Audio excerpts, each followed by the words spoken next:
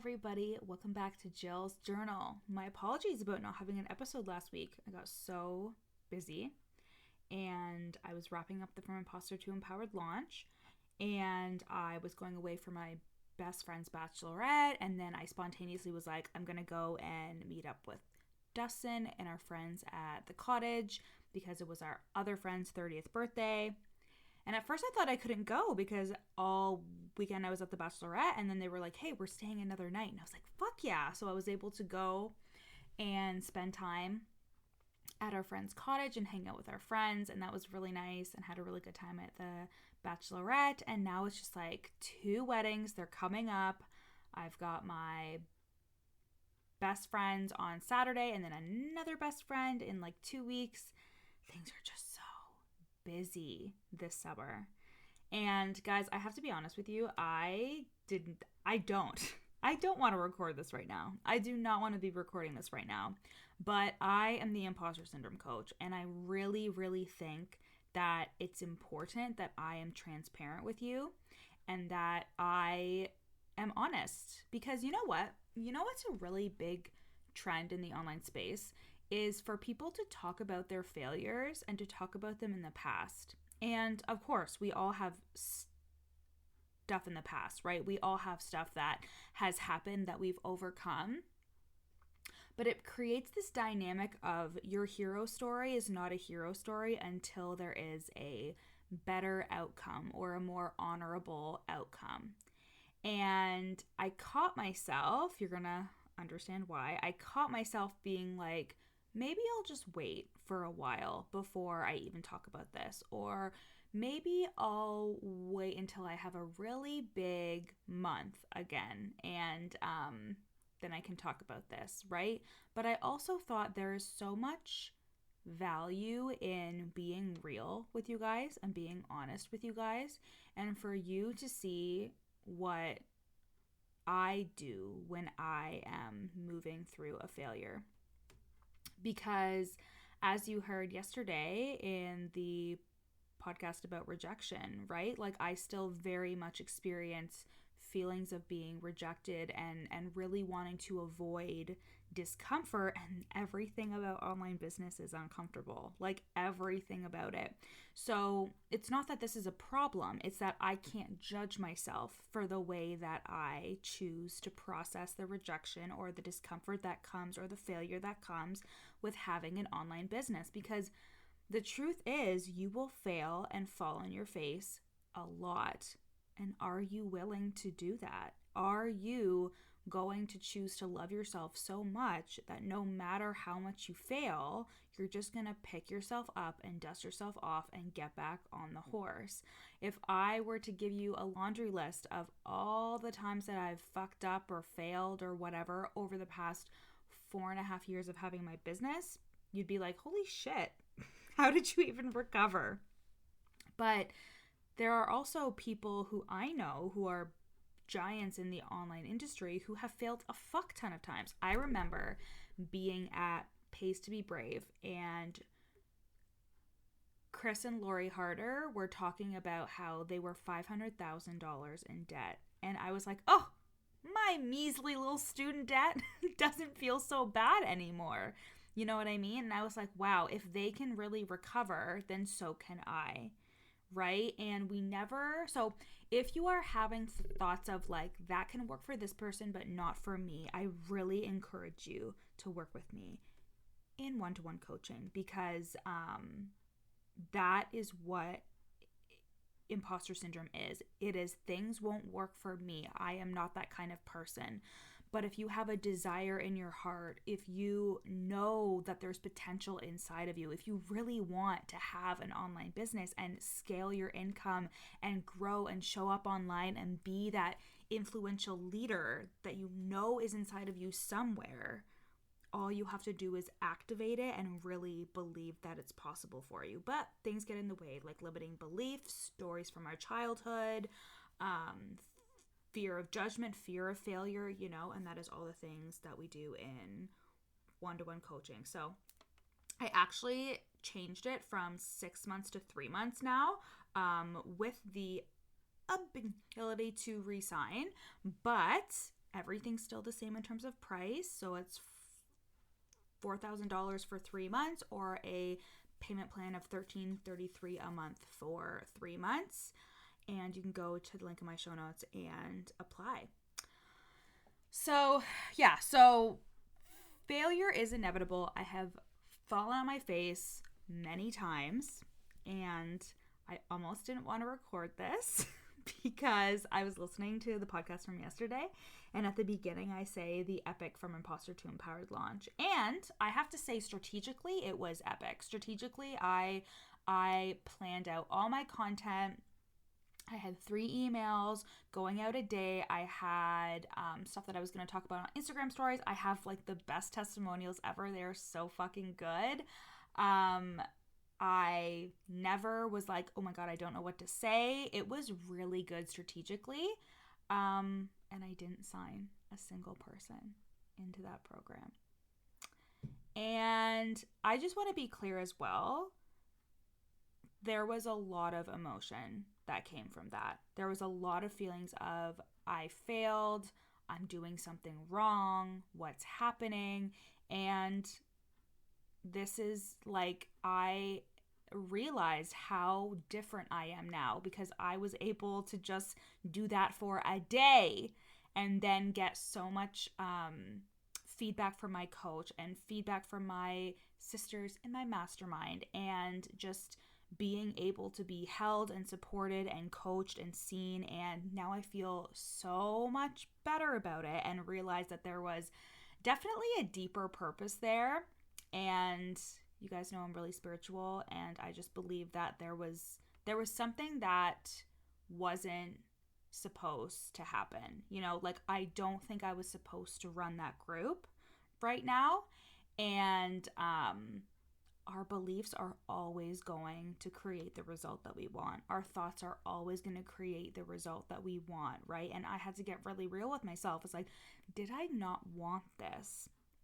And as a generator, right? As an emotional generator with a 4-6 profile, I don't know what the fuck that means, but like, as a generator, I really have to move towards things that light me up. And there was something about running a group again that wasn't lighting me up. I got some really good coaching on it.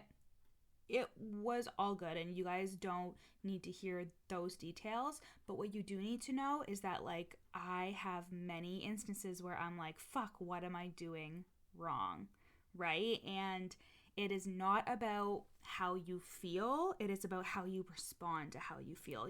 And I talk about that all the time. I was talking about on the podcast yesterday, because it is okay if you get a no, or if you get rejected and you feel emotional or you feel triggered. There is nothing wrong with that.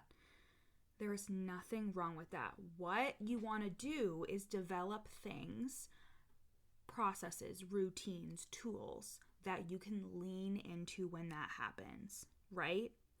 And a really important thing I did was remind myself that I am not my offer. I am not even my business. Yes, I am the imposter syndrome coach. I am your coach, Jill. But I love Jill outside of my business. And that took me so long to realize. It kind of hit me when I was like just journaling on the launch and all the things and blah, blah, blah, and doing my launch audit for my coach and everything like that, is I still love me. And that is hard to do sometimes. If you have always derived your worth from the work that you do, if you have always derived your worth from outside and external validation from others, if you think that you're only as good as the money that you're making, if you think you're only as good as the results that you're producing, right? You are always going to be chasing more. It is never going to feel enough. And I still love Jill. I love Jill who has ADHD. I love Jill who loves One Tree Hill. I love Jill who, if she didn't work another day in her life, I would still be able to love myself, right? And that took a lot of time and intention, because before I used to not feel worthy of just receiving because I am. Like, I didn't feel worthy of being loved just for who I am. I thought I had to perform and achieve and make money and do things in order to be loved. But I am allowed to be loved. I am able to be loved just by being myself and doing fuck all. And that goes too for the universe. I believe that I am loved by the universe and that I can receive whatever and whenever I want because of being infinitely worthy, inherently worthy, right? Separating your value from your business's value. It's so difficult because if you suffer with imposter syndrome, you make it mean that you're not good enough if people don't buy. You make it mean that your offer isn't valuable and that you're not valuable. But you are inherently valuable. You are inherently worthy. You just provide a service. And I say just, of course, like the work that we do is very purposeful. We love the work that we do. We get excited about the work that we do. And it's really important to separate yourself from your business. As an example, I was having not a great day the other day, and I was still able to coach my clients in a great, really powerful way because I am Jill and I am your coach Jill, but they are two completely different people, right? Like me as a coach, I can show up to work and I can do my job even if I'm not feeling the best, and I don't have to make it mean anything. And I know that I am capable of delivering a really powerful result, right? Like I talked about on Jill's journal a couple of weeks ago, actually, about how I had a client who passed me an income. And if I made that mean something about myself, like, oh my God, something's wrong, I should be making more, blah, blah, blah, like the ego would get in the way of like really celebrating my client and also realizing I'm an amazing coach. Like if I chose to just coach for free, people would make money anyways. I create the results for my clients, right?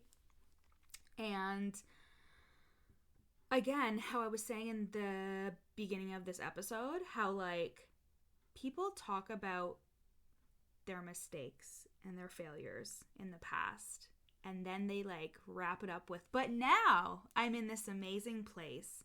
And I was like, that just doesn't vibe with me very much because it came from a very perfectionist place for me, being like, well, I used to be here. I was a literal fucking failure. And now everything is perfect and I'm great and you should hire me.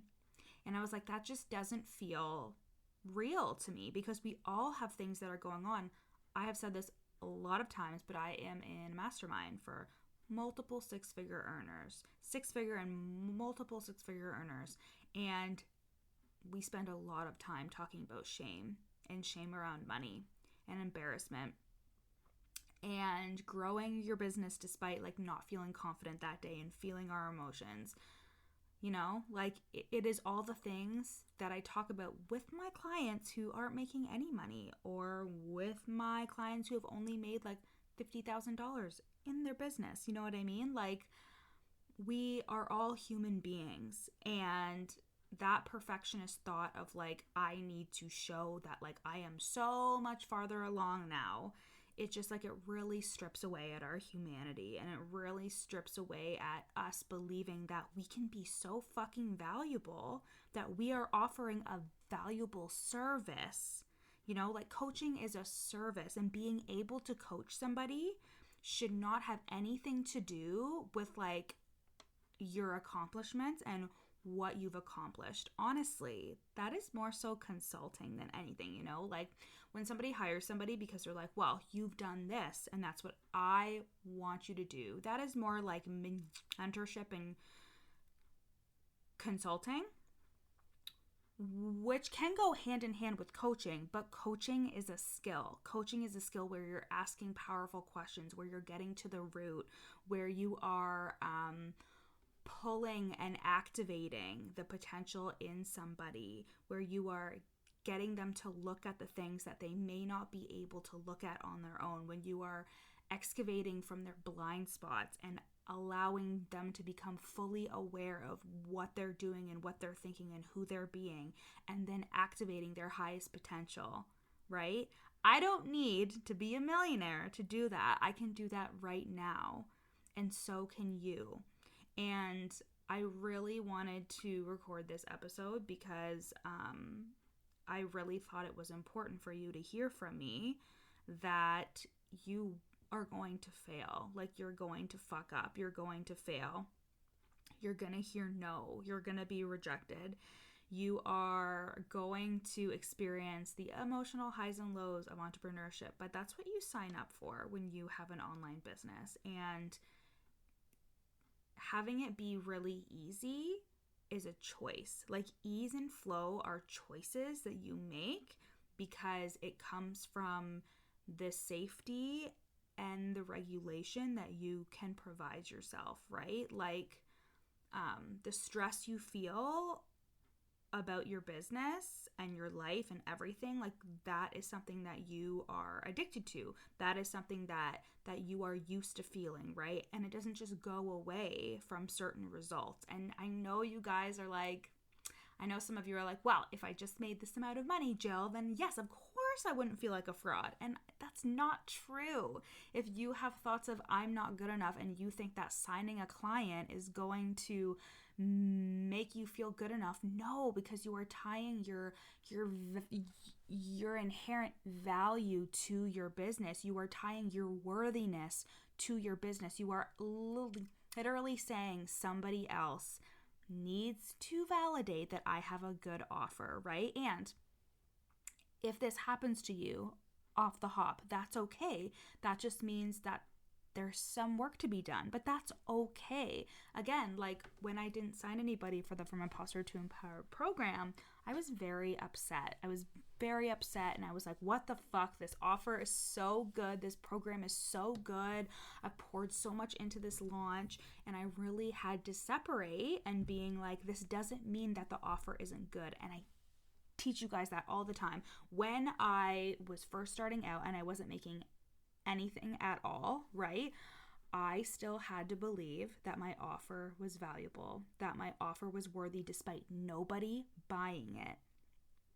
And that is very contrarian to the world. You know, like, I was hanging out with friends this weekend and they were talking about something about aliens or some, like, I don't fucking know, but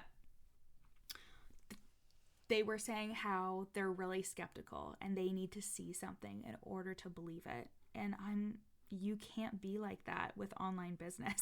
You honestly, like, it will not work for you. You will always be stressed. You will always be not feeling good enough. It will be so difficult for you if you do not learn how to believe in yourself, believe in your offer, believe in your inevitable success. Because amongst all these failures, I have had amazing success. I have signed 4-figure clients. I have signed multiple clients in a row. I have had so much success this year, right? I have sold my book. I became a bestseller on Amazon. Like, I have done so many amazing things this year.